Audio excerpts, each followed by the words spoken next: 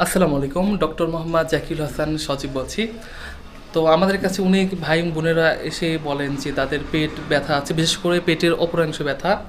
তারপর হচ্ছে বুক জ্বালাপোড়া করছে এবং মুখে টক স্বাদযুক্ত অম্বর বা ঢেকুর উঠছে। পেটে হজমের সমস্যা হচ্ছে, পেট ফেঁপে যাচ্ছে। তো আপনাদের পেটে বা ক্ষুদ্রান্ত বৃহদান্তের মধ্যে কোনো আলসার বা ক্ষত আছে কিনা, এখানে আপনার ছবি দেখতে বুঝতে পারবেন। তো এটা হচ্ছে মুখ গহ্বর থেকে যে অন্ন নালীটা আছে, অন্ন নালী দিয়ে এখানে আপনাদের পাকস্থলী এবং সাথে আপনি দেখতে পাচ্ছেন ক্ষুদ্রান্ত বৃহদান্ত আর কি। তো এগুলোর মধ্যে কোনো আলসার বা ক্ষত আছে কিনা তা কিভাবে জানবেন?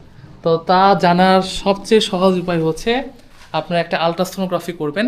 আলট্রাসোনোগ্রাফি করলে আপনারা বয়েল লুপে যে নাড়িভুঁড়ির মধ্যে কোনো আপনাদের গ্যাস্ট্রিক শ্যাডো আছে কিনা তা জানা যাবে। তাছাড়া কোনো পাথর টিউমারের জন্য তো ব্যথা হতে পারে, সেগুলোও জানা যাবে।